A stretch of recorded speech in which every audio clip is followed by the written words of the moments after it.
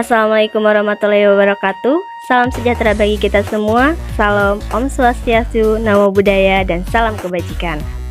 Review buku kedua kali ini berjudul Islam dan Sosialisme karya Yusuf Wibisono.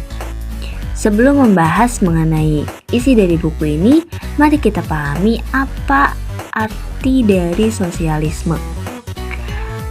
Kata sosialisme ini, kata pokoknya adalah socius dari bahasa Latin yang artinya teman.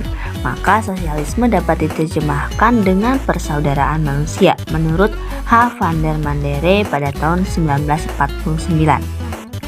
Menurut Janet, seorang penulis dari Prancis berpendapat bahwa yang dinamakan sosialisme itu adalah tiap-tiap pelajaran yang mengajarkan bahwa negara berhak membenarkan ketidakrataan kekayaan manusia dan berhak melaksanakan keseimbangan menurut hukum dengan mengambil dari mereka yang mempunyai kebanyakan untuk dikasihkan kepada mereka yang kekurangan. Dan tindakan ini jangan hanya diambilnya kalau ada kelaparan atau kecelakaan umum saja, melainkan harus diambilnya terus-menerus.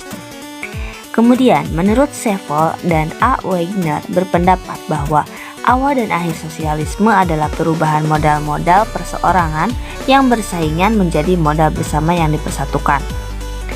Sosialisme menaruh kepentingan umum di depan dan kepentingan perseorangan di belakang. Sedangkan individualisme menaruh kepentingan perseorangan di depan dan kepentingan umum di belakang. Seorang sosialis terkenal di Belgia, Hendrik Deeman, menyebutnya, semua sosialisme menghendaki susunan masyarakat yang adil dan kooperatif.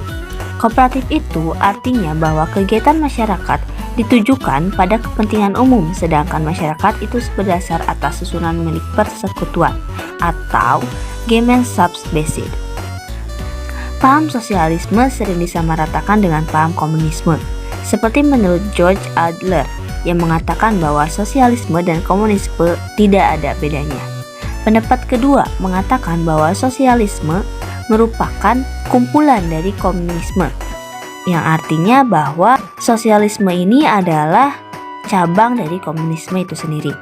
Sebetulnya, komunisme itu adalah suatu peraturan ekonomi yang hendak menghapuskan milik perseorangan dan hendak menggantinya dengan peraturan milik bersama. Macam-macam barang yang hendak dimiliki bersama itu berbeda. Yang satu minta lebih banyak daripada yang lain. Lain halnya dengan sosialisme. Kepemilikan secara bersama itu hanya beberapa saja, meskipun barang yang penting sekali itu adalah alat-alat produksi dan sebaiknya yang milik bersama ini supaya dilakukan oleh negara yang diserahi pula mengatur produksi.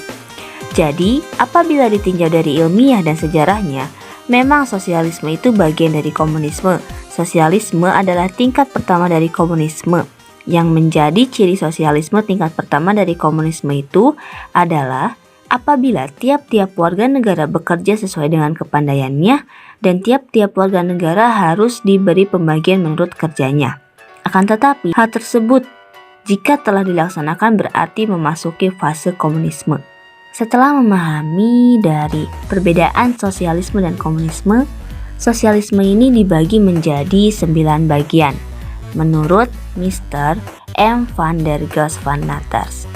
Yang pertama, Utopic Socialism, Reformatoric Socialism, Anarchistic Socialism, Wissenschaftlich Socialism, Religious Socialism, Conservative Socialism, Cooperative Socialism, National Socialism, dan yang terakhir adalah Democratic Socialism.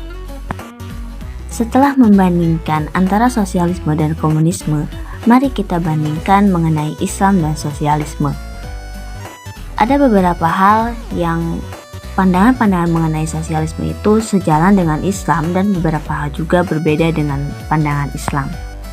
Salah satunya adalah cita-cita Karl Marx dan pandangan Karl Marx untuk membela kaum proletar, menegakkan keadilan, melaksanakan hal-hal yang berperi kemanusiaan sejalan dengan apa yang diajarkan dalam agama Islam.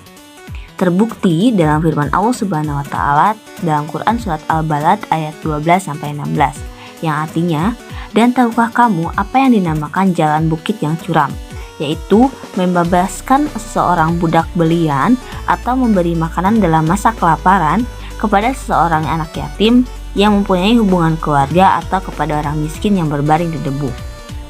Dari sini terlihat jelas bahwa pandangan dalam Islam dan cita-cita Karl Marx sangat sejalan.